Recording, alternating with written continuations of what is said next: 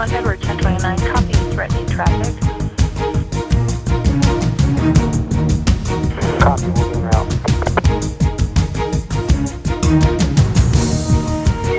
Edward 1029, if you could please respond to 2020 McNeil Street, Lakeview. Copy. If you still have roll on, get the ATO information first. Welcome to Shooting Straight with Brad and Casey. I'm Casey Clark, Navajo County Sheriff. Brad can't make it today. Our guests today are going to be Sholo Chief Joe Shelley and Chief Jim Molesa, a Chief Deputy for the Navajo County Sheriff's Office. Welcome, gentlemen. Well, thank you, Casey. Good, Sheriff. good to have you here. So everybody had a great Thanksgiving? Yes, we did. Yeah, And, it's good. You know, it's one of my favorite holidays. There's not as much pressure. There's no gifts and so forth. Exactly. It's just family, friends, and good food. So, well, great. You know, what I thought we'd talk about today is some of the different things we do in the community, whether it's Sholo, Pine Top, the Sheriff's Office, where we give back to the community. I know that the Sholo PD does a lot with Shop with a Cop. That's correct. We started several years back and working with Pine Top Lakeside and several other agencies, including your own.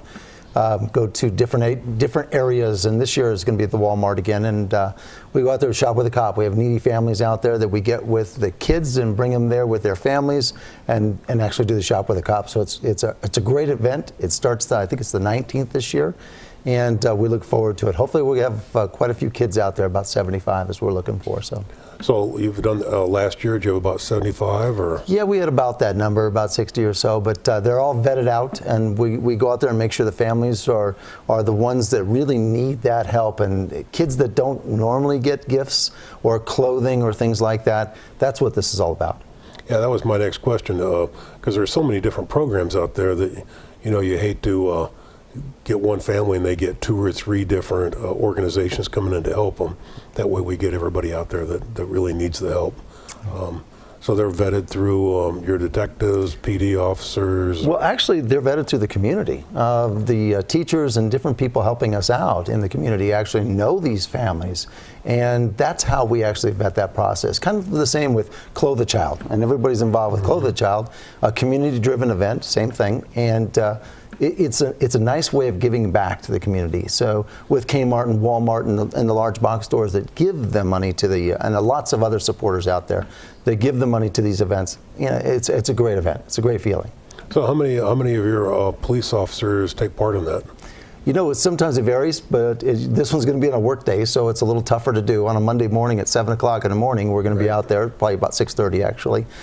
So we'll probably get anywhere from 8 to 12 PD employees. That's our dispatchers, our officers, our volunteers, all those involved. And I know last year we had at least 5 or 6 deputies out there helping out, along with other people in the staff. So it was kind of neat to see that.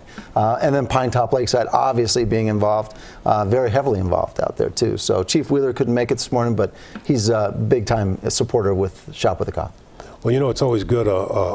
This weekend I was talking to some folks, and they were saying that they'd heard somebody say that watch out for the police, you know, to their kids, that they would come and take you.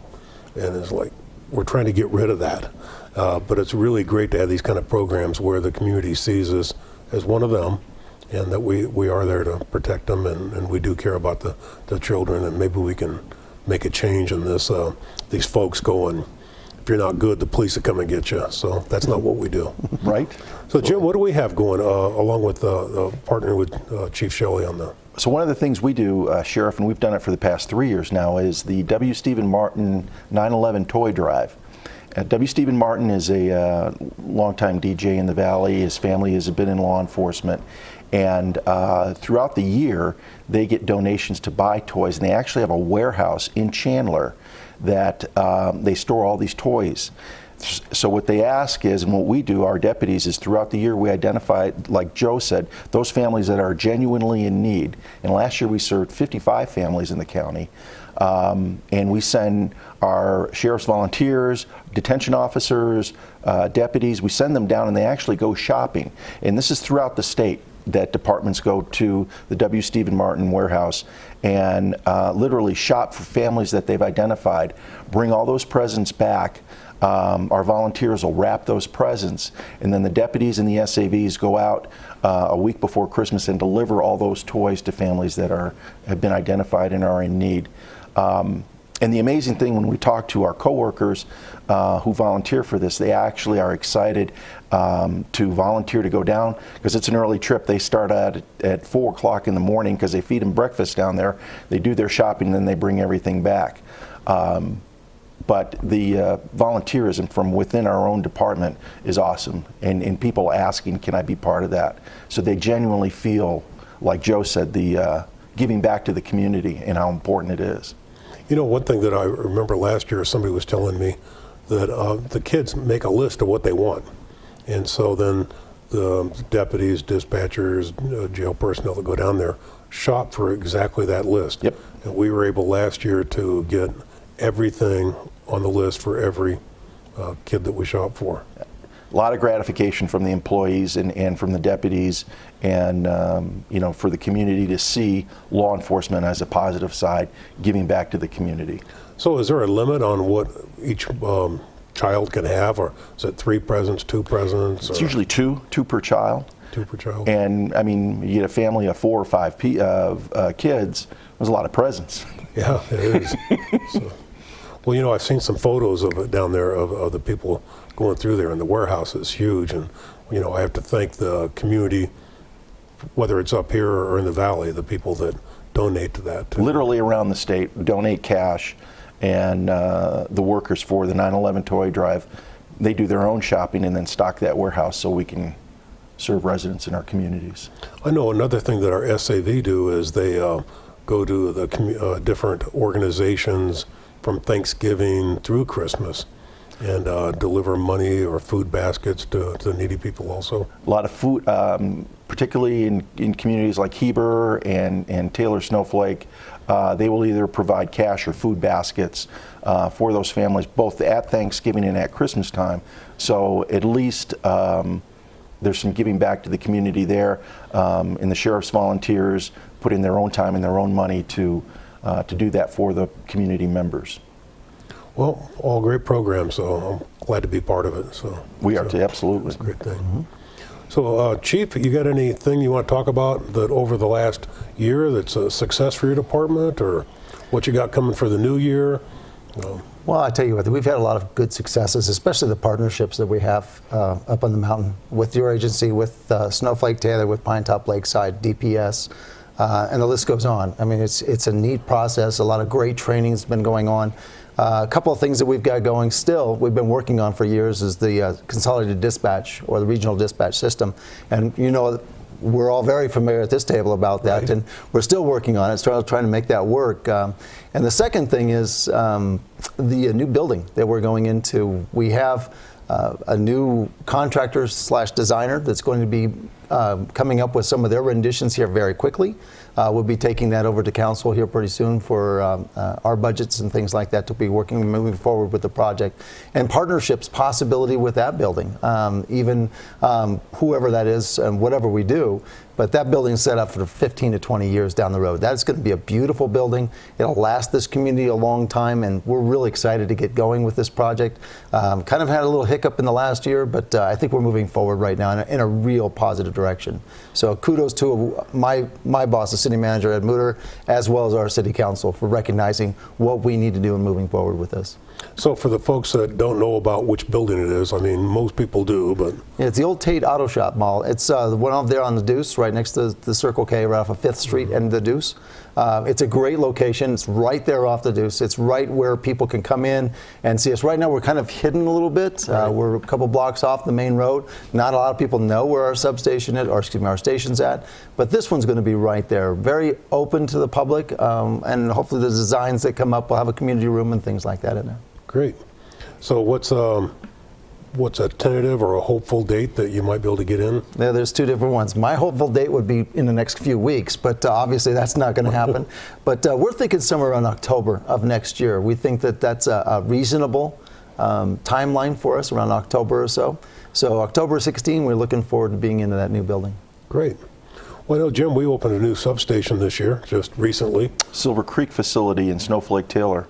Yeah, we'd been, when you talk about hidden, we'd been way out on west of Taylor on, Airport Road? I think it was Airport Road.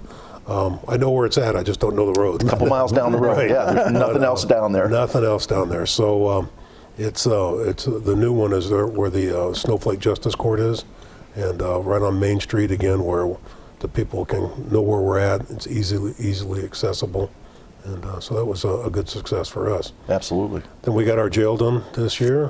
That was about a 2-year project, except for the warranty issues. So we have, and there's always that when you have buildings, but we have a new state-of-the-art medical facility, state-of-the-art kitchen facility, laundry facility that was long overdue, I think you'd agree, and a new control facility for control room for the whole jail. A great project, but now it just looks good, and it serves the employees and serves the community a lot better. Well, I know that we also changed our camera system. It's all digital now, so it stores much. The timeline right. We're at 60 days now, I think, for storing video, but just the overall access and control, allowing detention officers to be able to be in control and see what's going on. But I think it also helps the whether it's our deputies, DPS, or Sholo, it's a much smoother booking process and booking area. We've got a new booking area too. Very easily in and out, so those officers, those deputies can get back on the street and get back in service to serve the community. Joe, we got another success story you want to talk about? You know, I think there's just so many, the smaller successes all the way through. I just, everybody's healthy right now. We just hired 2 more officers to fill some positions that we had, and wish the best of luck for the officers that left us, obviously. But I think we're just doing really well overall. The department's working really well together with other places, other departments, and with each other. So we're looking forward to that, a little transition in our dispatch area, but other than that, we're doing very well. Within that partnership in hiring, Sheriff, we too are going to hire some people, and we're hoping that our regional academy will be up and going again in our partnership with Northern Pioneer College at NATAC.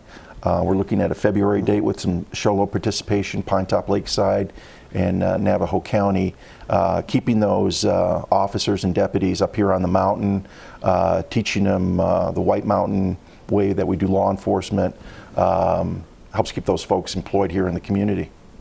Great. So that's a February start? That's what NATAC is shooting for, is February, the first week of February, I think. Mm-hmm. Well, it's good. Of course, I think that's a huge bonus to the area, whether it's for economic viability or whatever. It's been a great academy, and MPC has been a strong partner in that. Very much so, absolutely. We've had a couple of promotions this year that we've promoted a couple of really great folks. Don Griffiths is a new lieutenant, Don Griffiths, who's over District 1 in our CI unit. And, we have Charlie Perkins in the jail. Lieutenant Perkins, yep. And she's been a great asset in the jail. But yeah, it's been a great year, and look forward to next. Well, we're going to have a new look as we start out the new year. One of the things that I had said when I became sheriff is that I wouldn't change the uniform.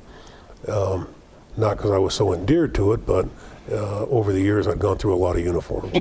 And so some employees came to me and they asked if I'd be willing to change. And I said, I'm not, but if the employees are, then I'd be interested. So they did a vote through the jail and through dispatch, or the patrol, came back 70%. So I told them 65% was my mark, and they got 70. So we are. The December 20th, we'll have a few deputies in that uniform. That's a couple new ones that'll be graduating from Aaliyah December 18th. Right, Friday the 18th. So they're going to be in the new uniform, and it's a tan and green. Green pants, tan shirt. Tan shirt. Our patches will be kind of subdued, but we'll still have the original very bright patches on our black coats and so forth. So yeah, I'm looking forward to that. I think it's a great looking uniform. We have some new decals on the sheriff's office vehicles Right. that'll be coming out. A little bit different than what we have now. Not going to be changing a lot on the vehicles, but any new ones we buy will have the new decals on. So I'm excited about that. I know that we're supposed to pick up a couple of uniforms tomorrow, I believe. Yes, as a matter of fact, we are. Yep. So, but anyway, so that's something that's tan and green is kind of the new color for sheriff's offices across the state, across the nation. Yeah, the old LA green and Right. tan and green, and then about 7 counties here are tan and green. So makes you, as you travel across state, and people realize who you are. Exactly. And you're having a new look too? Just as, it was exactly what you said, Casey, it was driven by the employees. They wanted to come up with something a lot more unique to what they've had. We haven't had a changeover in uniforms or anything for a long time. So the uniform committee got together and is made up of 7 employees throughout the department, different areas, and they came up with a complete uniform that will be black in color, not light blue, not the navy blue or anything else. So it's exactly what the name says. It's a uniform. It's nice to see that. The same designs are coming up. They even came up with a new badge. So I just gave you guys a little small pin to it. It's a small badge that we have, lapel badges, but the new badge is coming out too. So I'm looking forward to all of that. It really accentuates what Sholo, what the White Mountains are all about. So I think that once people see that, the old badge we've had for several years, actually decades, but this is something that was employee driven and wholeheartedly. I think the employees, it was 99.1% to 0.9% of the new badges and things like that. So I really like to see that and supported it quite a bit. So I'm looking forward to the new changes and stuff. But maybe that'll all be rolled out at the same time. So Yeah, I think our date is January 1st for everybody to be in the Right. uniform. The 2 that are graduating December 18th, we didn't want them to buy the old uniform and then 2 weeks later have to change, so they're going to change into that. We had a little hiccup on the patches. They sent the wrong patches, so kind of like warranty issues in the jail. same thing. But anyway, the employees overall seem very happy with it, and it's it's a change that I think will fit the community, much like you're saying, a better fit for the community. So, well, anything else that you want to talk about today, or? We're celebrating some milestones in the jail, Sheriff, with our drug treatment program that we started. We've had 4 successful graduates. These are inmates who are in our custody, who fit a criteria through our partnership with community counseling centers. And CBI, isn't it? yes, community bridges, excuse me, yeah. And these are 4 individuals that have gotten a monkey off their back, and they have sobriety for the first time in a long time. It's a wildly popular program. We have a waiting list of folks that want to get in, not necessarily want to get into jail, but want to get into the program once they're in jail. And it helps with the cooperation of police departments, the county attorney's office, and community partnerships, that revolving door, because we see so many times, as we all know here at this table, where substance abuse is the root cause to a lot of criminal behavior. Yeah. Well, I know that we partnered with the county attorney and several others also on that project, and some of those folks that are going through are actually also being admitted into the Veterans Court, aren't they? Exactly. Another program that we started, the Veterans Court, with Judge Nielsen from the Superior Court, where we identify folks that come into the facilities that are veterans, that are entitled to different veterans benefits. The judge steers the benefits that way, and this is in cooperation with the public defender, the county attorney. Hopefully that'll be a real useful program to not only deserving people in the community, but people that need and have community needs. All right.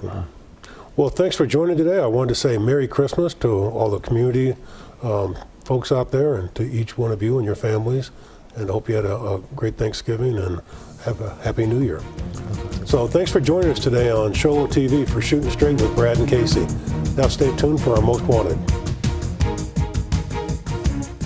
In June of 2015, NCSO detectives began a sex offense investigation involving a juvenile. The primary suspect at this time is a 25-year-old male, James Luce, aka Jimmy Luce. Jimmy lives in the Winslow area. Jimmy is wanted for questioning about this involvement in the sex offense. Jimmy is described as a white male, 5'11", 155 pounds, with green eyes and brown hair. If you know the location or have any other information about Jimmy, please contact your local police department or call the sheriff's office at 928-524-4450 or contact WeTip to remain anonymous.